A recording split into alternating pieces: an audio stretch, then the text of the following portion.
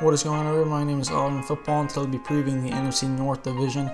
I've already done previews for all four AFC divisions and the NFC East. I'll put those 5 in the description box below, so make sure to check those out when you have a chance. But let's get right into the NFC North. So the first team I'm previewing, in no particular order, by the way, I have the Green Bay Packers. Biggest headline I have for them I'm looking forward to is whether or not Aaron Rodgers will bounce back. If you're a very casual fan or not really a big NFL fan at all, I don't know why you'd be watching this video. But if that were the case, you probably wouldn't realize that Aaron Rodgers had a very down year last year. He finished 26th in the league in completion percentage, which is terrible for his standards.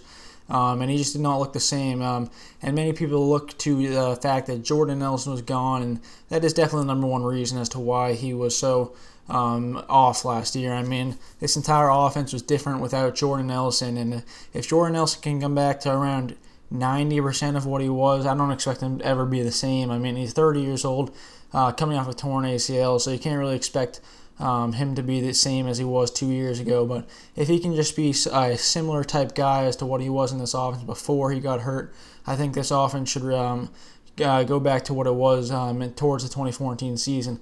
And that leads me to Randall Cobb. Randall Cobb was extremely disappointing last season without Jordan Nelson there. He clearly could not handle the number one role. And other guys like Devontae Adams did not step up to the plate and help out this offense. Randall Cobb definitely proved himself not to be a guy that you can rely upon. So Nelson really needs to stay healthy again this season. But looking at their running game, you got Eddie Lacy as their headline guy, obviously. He was just supposed to be a very good running back last season. I'm sure a lot of people took him early on in fantasy football and ultimately got burned by him. I think he was affected by the offensive shift too. I mean, a lot of people look to the fact that he was overweight, and yeah, I agree, he did look a little bit overweight, but I feel like Eddie Lacy is a guy who always seems to have that weight on him, and it's a part of his running style almost. But to kind of wear down the defensive line and use it to his advantage almost. But Eddie Lacy definitely was affected by the deflated offense a little bit last season without Jordan Nelson for sure. And looking at the offensive line, I think this offensive line will be a top 5 offensive line this season. You got T.J. Lang and Josh Shitten, who, in my opinion, are two of the top 5 guards in the entire league. So you got to be excited about that offensive line. But looking at the defense, I think this defense has a good chance to be a top 10 defense this season. I really like their secondary. That's what sticks out the most to me about it. You got Sam Shields. I've always been a big Sam Shields fan, very reliable cornerback. And you got Demarius Randall, who's going into his sophomore season, who impressed me a lot his rookie year coming out of Arizona State last season. I thought he played great opposite Sam Shields and led to some of that success for the Packers defense for sure. And looking at their safeties make their secondary look even better. Morgan Burnett and Clinton Dix. Clinton Dix, a few years out of Alabama, has really shined, and I think he's showing everybody why he is a great safety in this league and will for years to come. But the front 7 is what concerns me a little bit more. You got Julius Peppers and Clay Matthews, who are both in their 30s. Julius Pepper hit 30 a long time ago. He's 36, but Clay Matthews just hitting 30 this year. Both of them seem to have lost a bit of a step. I know you can't tell as much of Clay Matthews, but he's definitely not the same guy as he was a few years ago, in my opinion. And obviously Julius Peppers has lost a step. I think those two guys are only going downwards at this point, so they're going to need some other guys to step up. And two guys I thought might have a chance of stepping up and turning into more elite guys on this defense is Mike Daniels, the defensive tackle, and Micah Hyde, the linebacker. Both guys out of Iowa. They're still extremely young. I think the Packers will see a lot of these guys in the future, and you should keep your eyes on them this season. But before I get into their record, I was looking at their schedule, and it appears that everybody keeps on saying how easy the Packers' schedule was, but I didn't take a look at it until the other day, and I noticed that their only non-division road games this season are at Jacksonville, at Philadelphia, at Washington, at Tennessee, and at Atlanta. I think that is an extremely easy road game schedule, non-division. I think they could easily go 5-0. I mean, you see some of the tougher games in that schedule are maybe at Washington and at Atlanta. Maybe they could lose one of those games, but I don't see them going anything less than 4-1 in those non-division road games, so that is very beneficial for them. I've got the Packers going 12-4 at the end of the day. I think they'll win the division this season. I think Jordan Nelson coming back will definitely spike this offense, and Aaron Rodgers, has received a lot of criticism. He was the MVP in the 2014 season, so I'm sure he'll bounce back, playing with a bit of a chip on his shoulder. And Randall Cobb will return to his form. I'm assuming he's the number 2 guy. And, Eddie Lacy, who's lost a lot of weight this offseason. We'll have to see if it works to his advantage or disadvantage, because sometimes guys that lose a lot of weight can have to change up their running style, and it kind of just changes who they are. So we'll keep an eye on Eddie Lacy. I'm not completely sold on him. But yeah, 12-4 seems about right for the Packers. They'll definitely be a Super Bowl contender this season for sure. But looking at my next team on the list, I got Detroit Lions. Detroit Lions lost Calvin Johnson to retirement in this offseason. That's going to be a very, very big loss. I was a big Calvin fan. I think he was still a top 5 wide receiver while healthy, even last year. I mean, this guy's an absolute freak at his position. I think he's a Hall of Famer for sure. But yeah, the Lions fans should definitely be concerned. I probably don't have to tell Lions fans how much of a great player Calvin Johnson was, but you got to keep an eye out for Matthew Stafford and see what he is outside of Calvin Johnson. Luckily, he got a little bit of experience with Calvin Johnson being injured. He got some experience playing without him. Him and Golden Tate seem to have developed a good connection, and I'm only hearing good things coming out of training camp and preseason. He's looked pretty good with him and Marvin Jones. I haven't been a big fan of Marvin Jones. I didn't really understand why people were hyping up so much, but after seeing him in the preseason and reading more reports, apparently he's looking like a good fit in Detroit. So luckily they'll have something to rely upon other than Golden Tate this season. And they also signed Anquan Bolden from the 49ers, so he won't do too much, but he's a veteran guy. I think could be a great voice in that locker room for sure. And their tight end Eric Ebron, I'm really not a big fan of his. He was taken the first round a couple seasons ago and has really not done much to prove that value. So he's really going to need to step it up this season, but I don't expect much from him. I think he'll just be a bust. But looking at the rest of their offense, obviously remaining their offensive line, this offensive line is probably the worst in the NFL. I was looking it over, and they don't really have anybody. They drafted Taylor Decker out of Ohio State in the first round this year. I really do not like Taylor Decker. I don't think he was even a top 3 left tackle, or tackle in general, coming out of the draft this year. And they took him in the first round, in the middle of the first round, which is not good value at all. So they really need to. I applaud them for at least trying to address the offensive line issue, but Taylor Decker is not going to be a solution, especially not a rookie who I don't think is that good to begin with in his rookie season. Those are just 3 no-nos when it comes to left tackle, so that could be a huge problem. The running game suffered a lot last season. Amir Abdullah, he played terrible in his rookie campaign. A lot of people expected big things out of him, but he couldn't do anything because he was running into defenders 2 yards before the line of scrimmage. So that running game is really going to suffer this season, and more extra pressure on Matthew Stafford. Another thing about it, he really does not need that extra pressure this season, which I think will be a bit of more of a transition year for the Lions offense. But looking at their defense, I'm a bit more optimistic about the defense. 2 guys that really stood out to me, I really enjoyed watching last year, was Ezekiel Ansah. He was a great player, and Darius Slay. So Ezekiel Ansah, I think you might remember him. He played big time in some of the Sunday night games and Monday night games last season. I remember him playing against the Seahawks. He was just an absolute force in that game. I thought he almost won them the game, but he lost at the very end. But on that questionable call, I'm sure you all remember that, where he batted out of the end zone at the end. But yeah, I think Ezekiel Ansah is definitely a force. I think he is going to continue to get better at defensive end. I think he is a very, very viable option for Defensive Player of the Year this year. I think he might finish in the top 5 in voting. That's how good this kid looks. And you got Darius Slay, like I mentioned, a great cornerback. I'd say he's a top 10 cornerback for sure. A guy that the Lions should be very excited to have for years to come.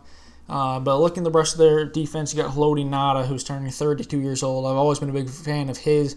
But they took A'Shawn Robinson in the second round of the draft, which I thought was an absolute steal. Coming out of Alabama, I loved watching A'Shawn Robinson play. I think he was a big part of that dominant Alabama defense last season. So the fact that the Lions could get him, a very NFL-ready guy, is very good for them. I think he will replace Haloti Nod, or hopefully can get a few snaps alongside him this season, because that's looking like a very good front seven. And Lions have always had very good defensive lines in the past. I think A'Shawn Robinson will just add to that caliber of players that they've had in the past. But they also get DeAndre Levy back this season. He was hurt all of last year. I think he came back from injury for around a half of a game in the middle of the season, then went right back on the injury report. So DeAndre Levy coming back will be big for them. I think he's a top 5 linebacker while healthy. That's how good this guy is. He tracks people down. He's a great tackler. But look, a young star I'm going to mention for the Lions, Tahir Whitehead. Lions fans probably know who he is by now, but he's not really a household name. Only 26, coming out of Temple University. You should really keep an eye out for this guy. He impressed me last year, and I think there's only bigger things to come for him, so keep an eye on him. But at the end of the day, I've got the Lions going 5-11. I thought that was a bit harsh after going through their schedule and giving them wins and losses, but the Lions, I can't see this being a great year for their offense, even with the wide receiver depth looking okay. I think Matthew Stafford's not really built to be the guy right now, or a top 10 quarterback even. So the Detroit Lions are going to have a tough year. I think 5-11 at the very least, though, will be their minimum record they get. I say at least winning 5 games. That's kind of worst case scenario. A lot of people are saying they might be the worst team in the league. I don't get that at all. I think this defense is too good for that. But looking at the next team on my list, Chicago Bears. I think a very intriguing storyline for me this season is Kevin White. A lot of hype coming out of this kid, coming out of West Virginia in last year's draft, coming out of West Virginia, the 7th overall pick, I think. I actually like Tyler Lockett better than his fellow Big 12 player who was taken later on, I think in the first or second round as well. He went to the Seahawks, obviously. He played pretty well in his rookie season, but Kevin White, I haven't really understood the hype on him. He has some very good, he's 6'3". I think a lot of people were impressed with him for that, and he's got great leaping ability, very fast. He ran like a 4.35 at the combine in the 40-yard dash, so that was pretty impressive. But, Jay Cutler, their quarterback, there's nothing you can really say with this dude anymore. Jay Cutler is what he is at this point. I don't even need to say anything on him. He'll just continue to do what he's doing, just kind of be average, even though he's got a ton of great potential. I think he's going to his 11th season now, though, so I think the potential is just about gone. But they lost Matt Forte in the offseason as well. That was a big blow. He's a great Bear. He played there for years, so I'm sure Bears fans will miss him for sure, but he's being replaced by Jeremy Langford, a second-year guy coming out of Michigan State. Jeremy Langford showed some flashes last season. He had a couple of really big-time games for them, but I think Langford's a good back, but playing behind this offensive line will be problematic. I'm really pessimistic when it comes to this offensive line. I think Kyle Long's probably their best guy on that line, and he's just a guard at the end of the day. I don't think he will be able to anchor this entire offensive line to anything noteworthy this season, so I don't really see their running game being much. And going back to the passing game real quick, you got Alshon Jeffrey. I think I'm actually really high on Alshon Jeffrey. I think he's an elite guy. I think he goes a bit unnoticed, and I think that might be because of how often he is out on the field, which is never. This guy cannot stay healthy. It's a shame. It's a shame because I really like watching him play, and he cannot stay healthy at all. So hopefully, if he can stay healthy, and if Kevin White can stay healthy, have a good rookie season, then I think this offense could turn into something, even with a bad offensive line. Because outside of that offensive line, they got some decent players. But looking at their defense is actually what I'm more optimistic about. You got Jarrell Freeman, Danny Trevathan. 2 great linebackers. In addition to them on the linebacker unit, you got Pernell McPhee, who probably won't be ready for week 1. That's what I'm hearing. He'll probably be ready for week 2 or week 3, so hopefully he'll get healthy. But they also took Leonard Floyd out of Georgia, who I was very big on in this year's draft. I think he'll be a great player for years to come. So Bears fans should be very optimistic about him. And obviously they're very good at developing linebacker talent. You see, I just mentioned their great linebackers, Jarrell Freeman, Danny Trevathan, and Pernell McPhee. So Bears fans should be optimistic about Leonard Floyd for sure. But looking at their secondary, you got Kyle Fuller leading the way. I wasn't a huge fan of Kyle Fuller coming out of Virginia Tech and even his rookie season, but last year it kind of impressed me, but he could not stay healthy for very long. So if he can stay healthy, maybe the secondary will turn into something. But I'm still not completely sold on Kyle Fuller as the number one guy. And looking at their front seven again, you got Eddie Goldman as a player to watch for me. He's only 22 years old, coming out of Florida State. I think he's going to be an all-star in this league one day. So give him a few years to develop. I'm not sure if this will be the year, but in a couple of years, I think he'll break out and be a great player. But at the end of the day, you got the Bears going 7-9. I think some people are starting to think this Bears team could really break through 500 and maybe go 9-7. I don't really see with this team. I think Alshon Jeffrey probably won't be able to stay healthy. I don't think Kevin White will have a great rookie season, and this offensive line isn't very good. And I'm not sold on their secondary. So, I've got the Bears going 7-9. But looking at the last team I have in this preview, at the Minnesota Vikings. This may be Adrian Peterson's last year as a star running back in this league. A lot of uncertainty when it comes to that. This guy's gotten so much work throughout his career that he probably doesn't have that much left in the tank. I mean, he gets 30 carries a game, and you got to slow down eventually, even if you're an all-star or a freak like Adrian Peterson. So you're going to have to look at Teddy Bridgewater and see what he can do to step up this season. I wasn't a big fan of Teddy Bridgewater. I really did not like him coming out of the draft.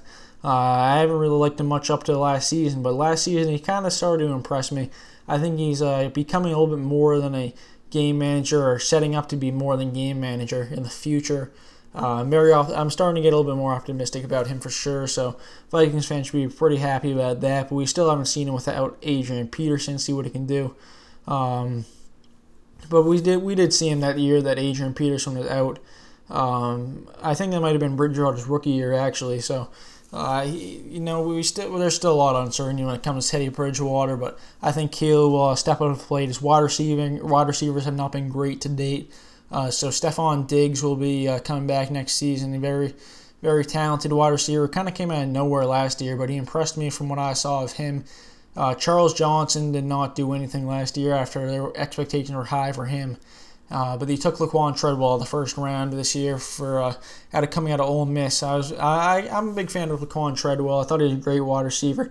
Probably either the best or the second best wide receiver coming out of the 2016 NFL draft class. But looking at this defense, obviously this defense is what shines for this team. You got Anthony Barr, who's turning into a superstar for this defense as a linebacker. Only a few years out of UCLA, so he should continue to do what he's doing. I think he's only 26 years old at this point, maybe even younger. I'm actually not sure. But you got Everson Griffin, another part of that front seven, who I think is very underrated talent. Not exactly a household name, but I think should be. And you got Danielle Hunter, who is still extremely young, and I think he has a lot of upside for sure. But looking at the rest of that secondary, you got Terrence Newman, who's and by the way, I think Danielle Hunter is actually only 21 years old, which is pretty crazy to think that he's got that much time left in him. He's out of LSU. I think he was a third-round pick. But he's showed a lot of promise, and only 21 years old. That shows that he's got only up to go. But looking at their secondary, you got Terrence Newman, who's turning 38 years old this year. So you got to be worried about that. Nobody in this league can be very good at 38 years old. Not even Steve Smith, who I think is only 37. But you got Xavier Rhodes, this other guy in that secondary, who I think I'm a big Xavier Rhodes fan, to be honest. I think he shows a lot of poise as a number 2 cornerback in this defense. And you got some other guys like Captain Munnerlyn, who plays mostly in the slot. But I'm actually a big fan of Captain Munnerlyn's as well. And they took Mackenzie Alexander out of Clemson this season, who I thought that was a steal in the second round. He was a projected first-round pick for a while, but he kind of fell off everybody's draft boards. I don't really know why. I was a big fan of Mackenzie Alexander's coming out of Clemson, and like I said, I just think he's a very fantastic cornerback at that value in the second round. And obviously I just named 3 guys in front of him in that secondary, so he'll have some time to develop before he gets thrown into the fire. But before I get into the record, I found an interesting fact about last year's Vikings team, that they only lost 1 game all of last year that was not to a team that made the divisional round of the playoffs. So you can either take that as a good thing or a bad thing.